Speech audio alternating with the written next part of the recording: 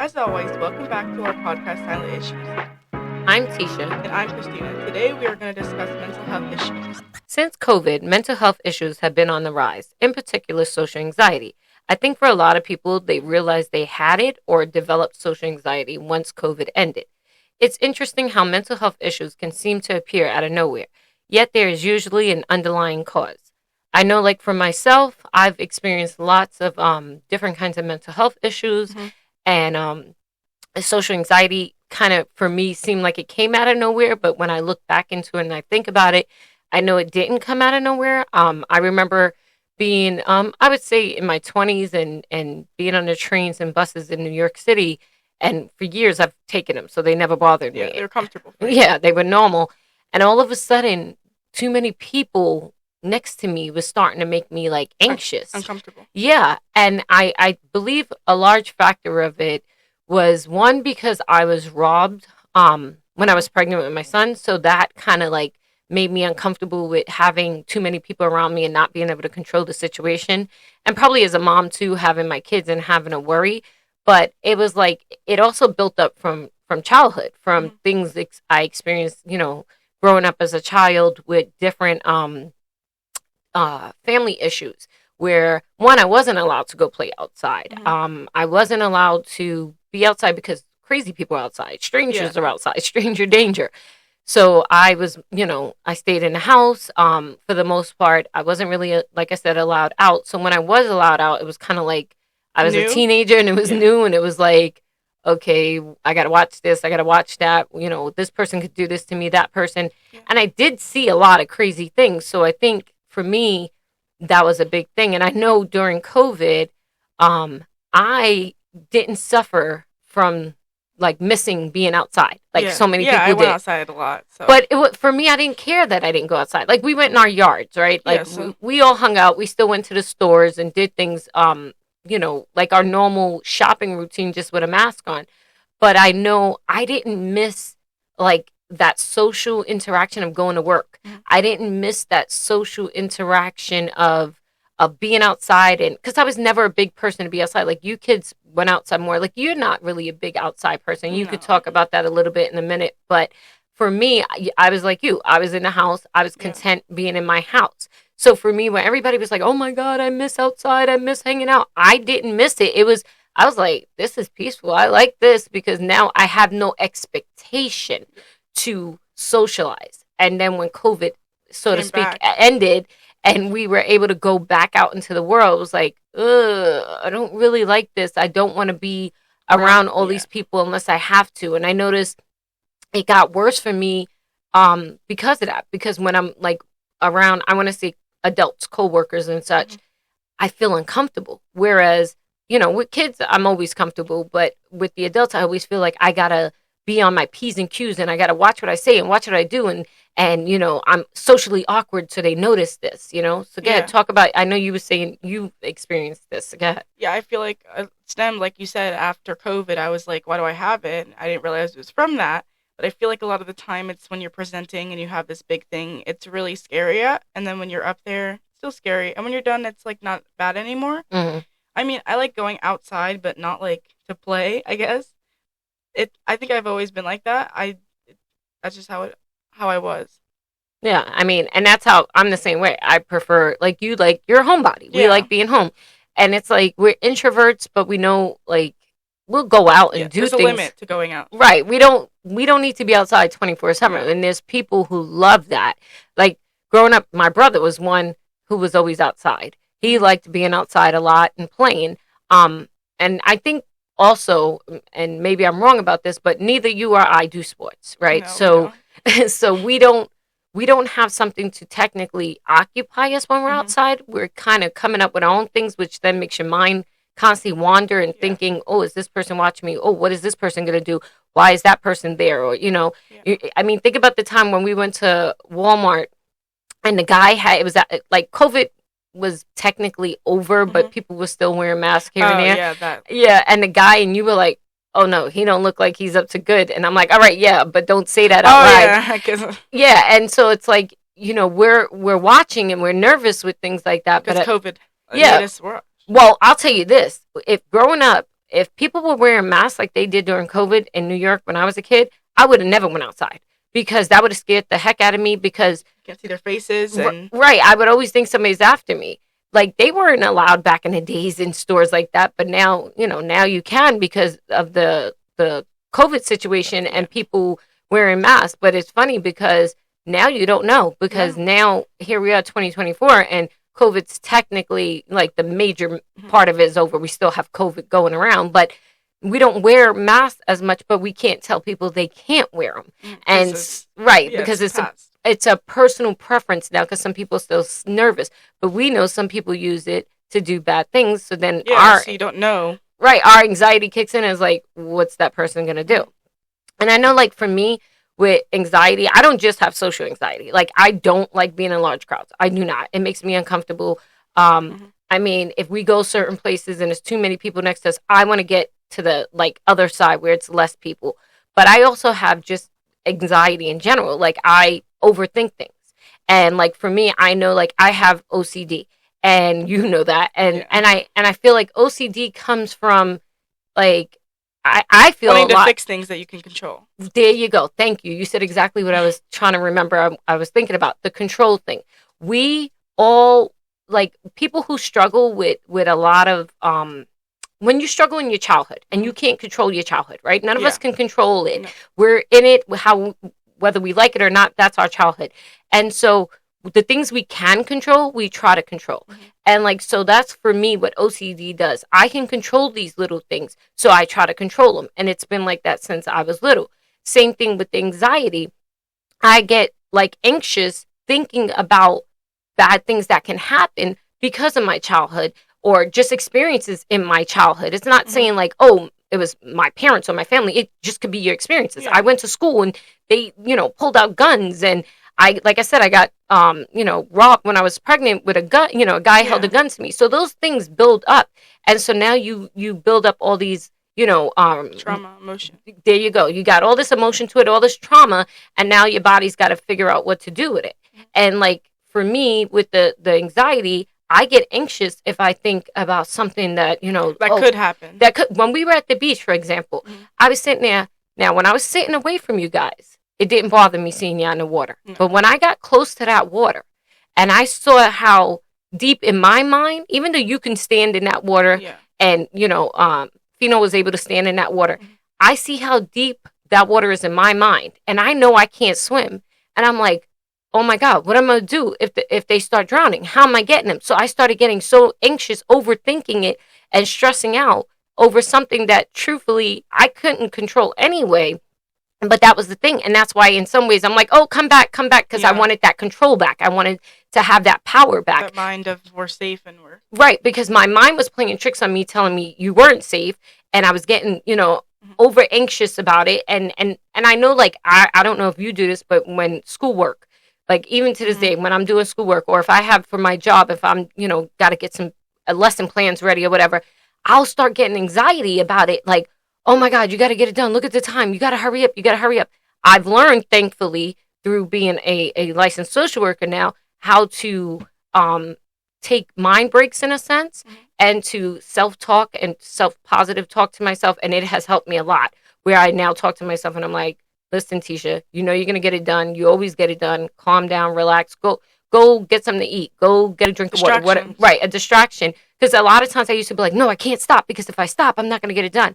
But I realized I was just working myself up too much. So like I said, I know like I have all these issues like anxiety. I have depression. I have social anxiety. I have panic attacks. For those who don't know, certain bugs will send me into a panic attack. I will have anxiety and then a panic attack if I see a certain bug. And that is from my childhood. That is from being a kid.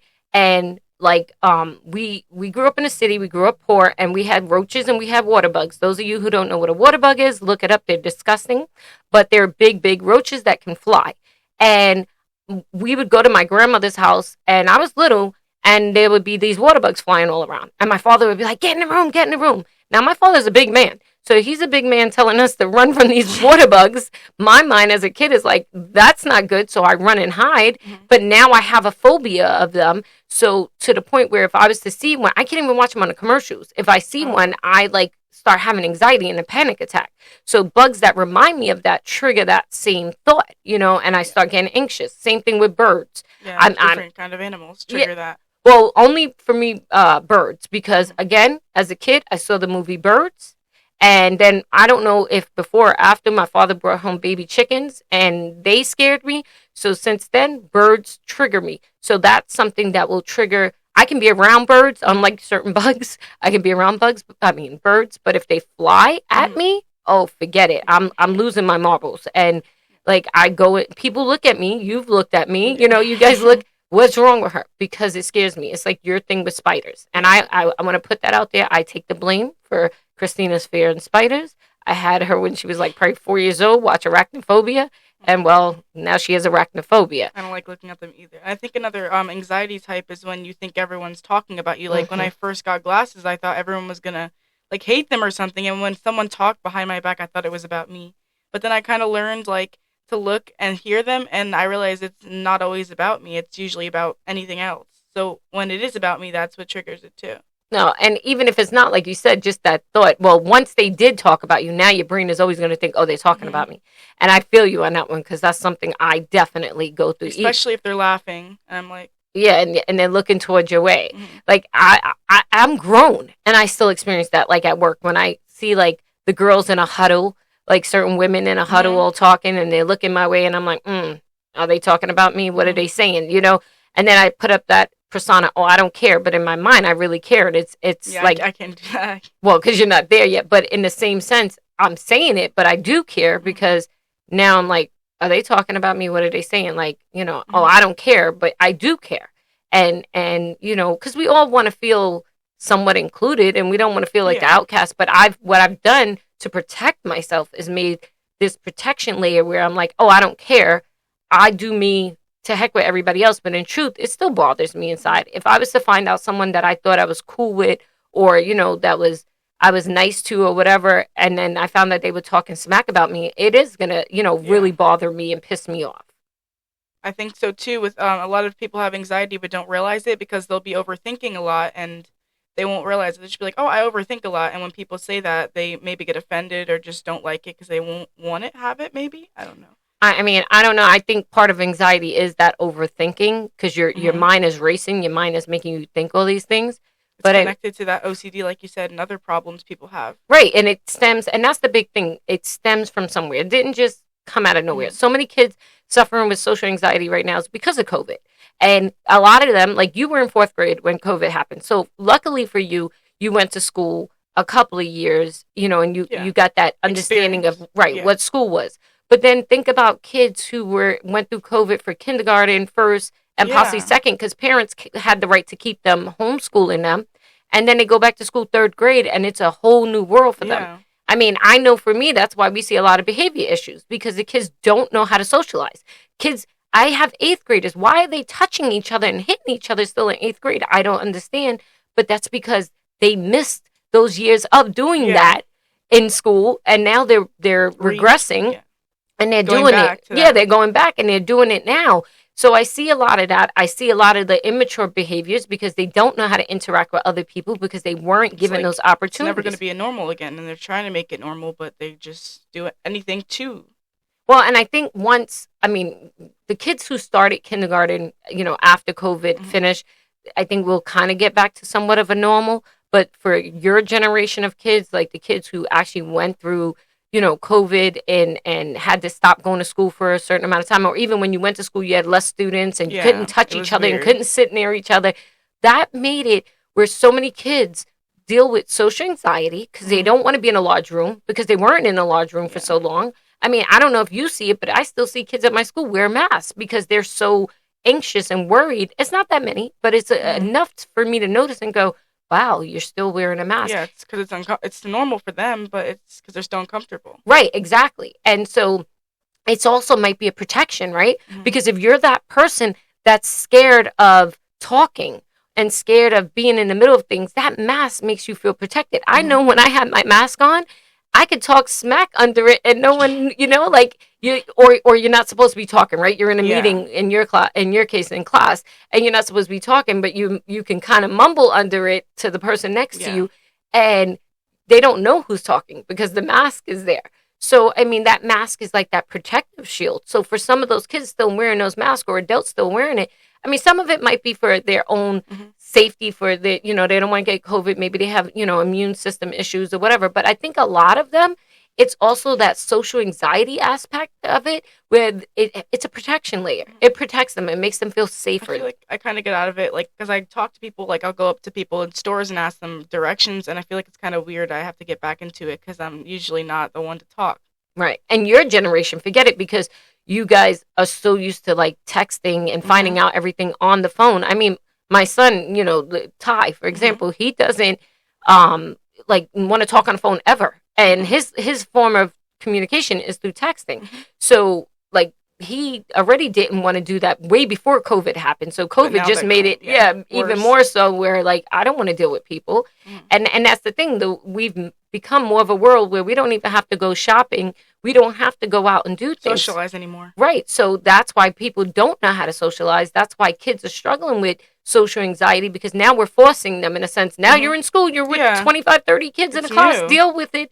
And we're not dealing with those mental health aspects of it. Because, like you said, it's new to them again. Yeah. It's new. It is. Like me, even, being in a classroom, I was, at my old job, I was a reading specialist where I was, during COVID, pulling one kid out at a time. And now I'm in a classroom again where I have 25 kids. And it's like, holy crap, this is new again. Because now I'm dealing with 25 behaviors versus just the one. So it does become overwhelming for all of us involved. And that's why, like, in my classroom, I do try to be cognizant, aware of the fact that these kids are struggling. Not all teachers care. I don't know that they don't care. I don't know that they understand. And I'm hoping, like, this kind of talk that we're talking about will reach some, and they realize that before we can teach these kids anything in school, we have to teach them how to socialize again, how to be, active members of society. And I know a lot of times they go, well, that's their parents' job. But granted, in their house, it's different. Yeah, they're not out with them. Right. And in your house experience, what if the parents are dealing with social anxiety? They don't know how to handle it, right? So how are they going to teach it to someone else, how to deal with it? So, we have to look at that. We have to look at the bigger picture. But again, mental health has gone, like, it has grown substantially since COVID because so many people felt isolated. So many people felt they didn't have anyone to talk to and to socialize with, even if it was just through text. I mean, I was going for my master's in social work during that time, and we had to do counseling on an app. And it was interesting because you're texting back and forth to each other. I don't know these people. Yeah, it's not kind of... Well, no, but believe me, it was helping them. A lot of them were like, for me, it wouldn't have helped me. I'm being honest. But for them, it was like, this is like the things they were dealing with. They needed someone to talk to. So just having that outlet, because they didn't have, these were people in other countries. I talked to people in India and things like that, and they were dealing with things that we in this society never deal with.